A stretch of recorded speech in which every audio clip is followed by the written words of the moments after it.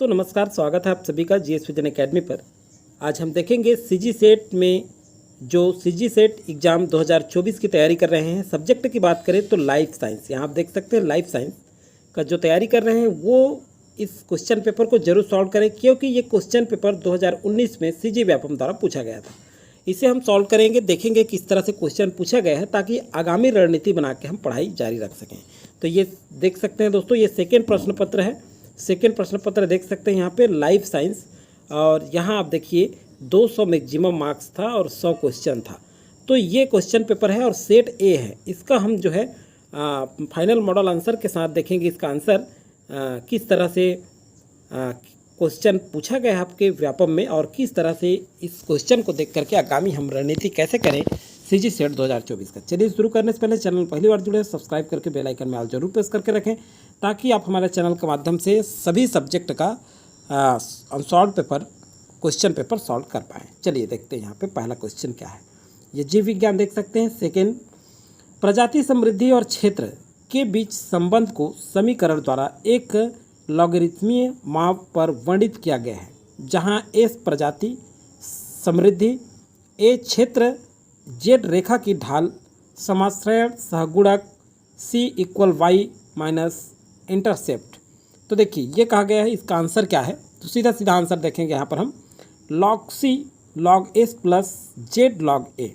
सी जो है correct answer हो जाएगा पहले नंबर क्वेश्चन का।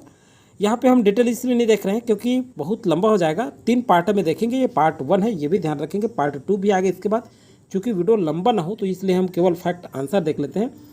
बैक्टीरियोफेज है, तो देखिए बैक्टीरियोफेज जीवाणु नहीं है। जीवाणु को विषाणु में संक्रमित करते हैं, ये भी नहीं है। विषाणु को जीवाणु में संक्रमित करते हैं, ये सही है। देखिए यहाँ पे सी आपका हो जाएगा सेकंड नंबर का सी, विषाणु को जीवाणु में संक्रमित करते हैं, तो ये जो है सही ऑप्शन हो जाएगा बैक्टीरियोफेज का। चलिए नेक्स्ट क्वेश्चन है थर्ड नंबर का। जब कोई कोशिका 5 बार समसूत्री विभाजित होता है तो कितनी पुत्री कोशिकाओं की उत्पत्ति होगी। अब देखिए यहाँ पे तो ये 32, कितनी पुत्री कोशिकाओं की उत्पत्ति होगी तो 32 होगी। तो ए यहाँ पर थर्ड का सही आंसर होगा। नेक्स्ट क्वेश्चन है, भारत में सन खाली स्थान में आरंभ की गई प्रोजेक्ट टाइगर वन्य जीव संरक्षण परियोजना है। तो देखिए यहाँ पर देखते हैं 1972 सही आंसर है। यहाँ पर 1972 में जो है भारत में आरंभ की गई थी प्रोजेक्ट टाइगर वन्य जीव संरक्षण परियोजना। कब की गई थी? 1972 में। तो 4 का डी करेक्ट आंसर होगा। नेक्स्ट क्वेश्चन है आपका 5वें नंबर का। मानव जातियों में एक्स लिंक्ड अपगामी एलील के कारण अधिरक्त स्त्राव होता है। इस विशेषता वाली यदि कोई विषम युग्मजी महिला किसी सामान्य पुरुष से विवाह करती है और विवाह पश्चात उसकी 2 पुत्रियां हैं तो क्या? तो अब क्या होगा ऐसी स्थितियों में? देखते हैं 5वें नंबर का क्वेश्चन।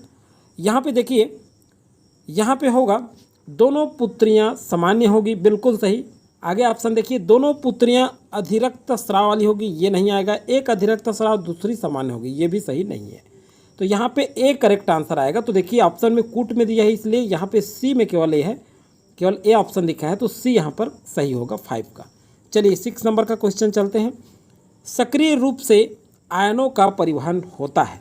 देखिए सक्रिय रूप से आयनों का परिवहन होता है, सही आंसर क्या होगा? सांद्रण ग्रेडियंट के साथ इसमें एटीपी की आवश्यकता नहीं होती, ये नहीं होगा।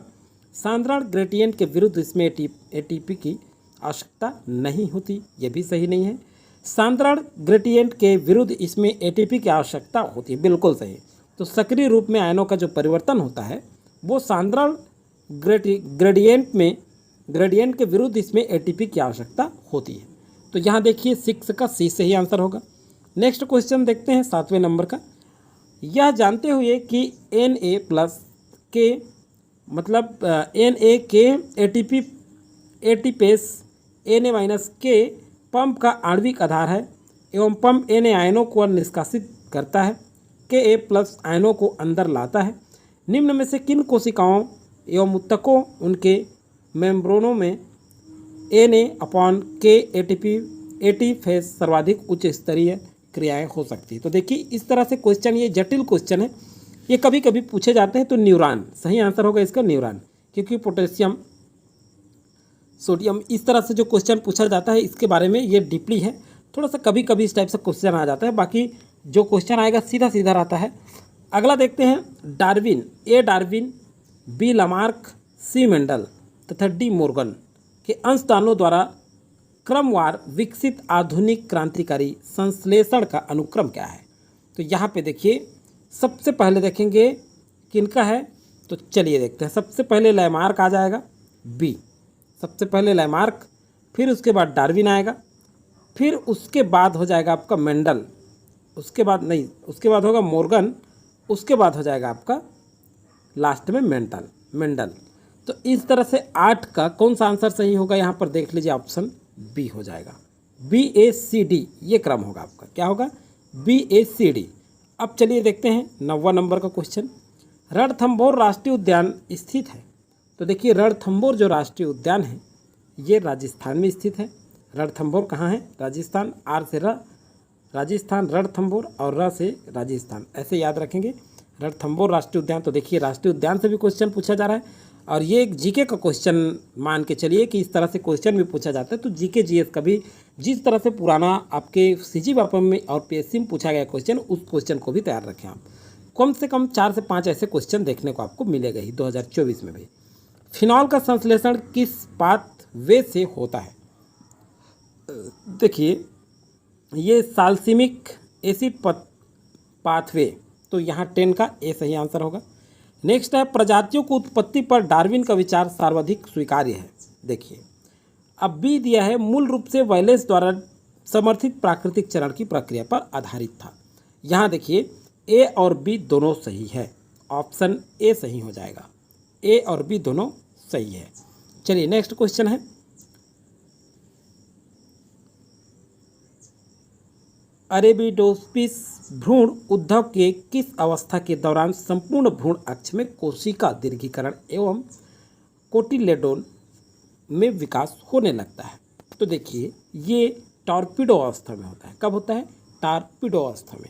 चलिए नेक्स्ट क्वेश्चन है, 13वां नंबर का क्वेश्चन है, ई कोली में RECA जीन पुनर्संयोजन एवं मरम्मत में काम आता है तथा DNA B प्रतिलिपियन के दौरान DNA द्वि स्ट्रैंडों के अंकुडलन में कार्य करता है। निम्न में से कौन सा कथन RECA तथा DNAB के विषय में सही है। चलिए 13 नंबर का क्वेश्चन। तो यहाँ देखिए ई कोली रेस जीन में उत्परिवर्तन घातक नहीं होगा, उत्परिवर्तन DNAB जीन वाला ई कोली जीवित नहीं रहता, ये भी सही नहीं है। DNA दोहरी स्ट्रैंडों के अंकुडलन, देखिए अंकुडलन के पश्चात DNAB यहाँ देख सकते हैं वियोजित स्ट्रैंडों पर पुनर्अनिलन को रोकता है, बिल्कुल सही है। तो यहाँ 13 का सी करेक्ट आंसर होगा। 14 नंबर का क्वेश्चन देखते हैं। यहाँ पर देखिए कूट में था 13 नंबर, तो 13 नंबर का कूट थोड़ा सा करेक्शन करेंगे आप लोग। यहाँ पे बी और डी आएगा, क्या आएगा, ये बी सही होगा और डी सही होगा। 13 नंबर का क्वेश्चन ध्यान रखिएगा। चलिए नेक्स्ट है आपका, भारत का राष्ट्रीय विरासत प्राणी है।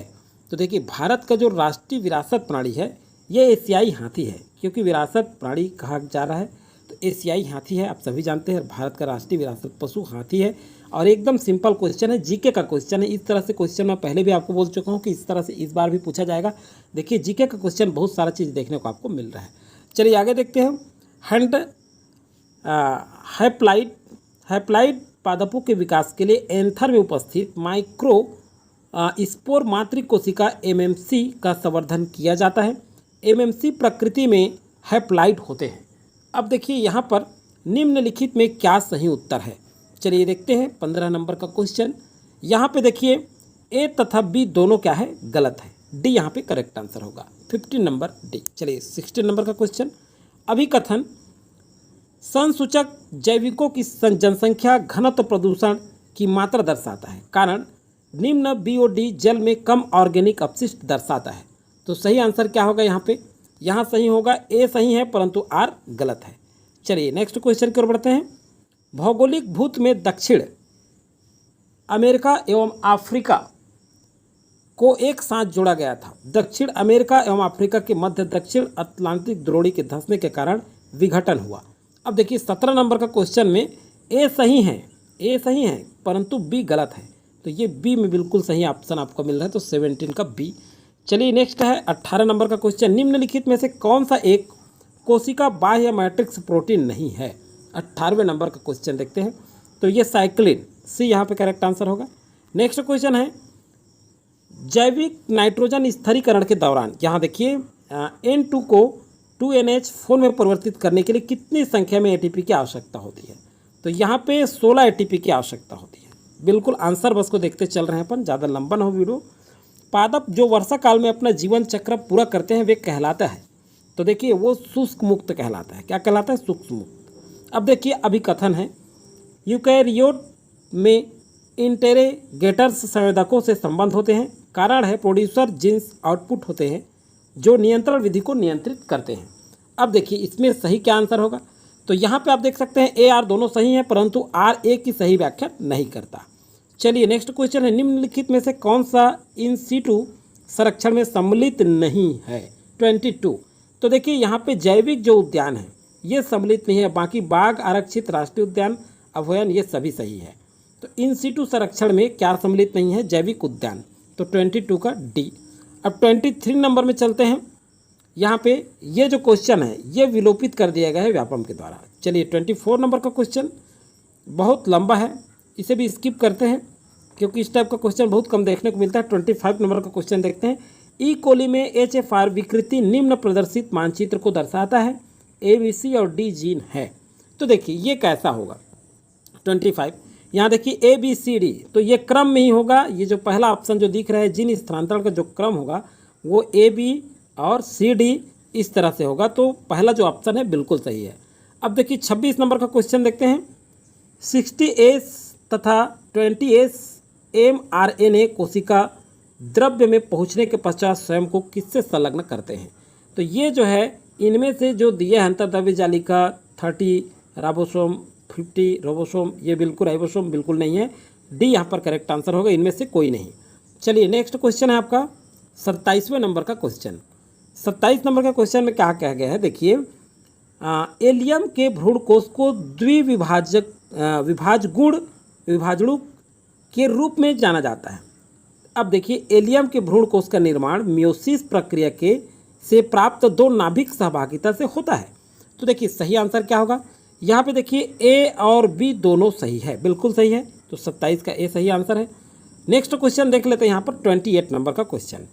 अब देखिए 28 नंबर का क्वेश्चन में देखते हैं, चलिए क्या कहा गया है। निम्नलिखित में से मानव रोग और कारणात्मक रोगाणु का सही मेल। देखिए ये सही मेल यहाँ पे जमाना है हमको, तो चलिए देखते हैं कौन कौन सा रोग है। यहाँ पे देखते हैं टाइफाइड। टाइफाइड जो है ये क्या है, सॉरी टाइफाइड नहीं, ये है टाइफस। क्या है? टाइफस।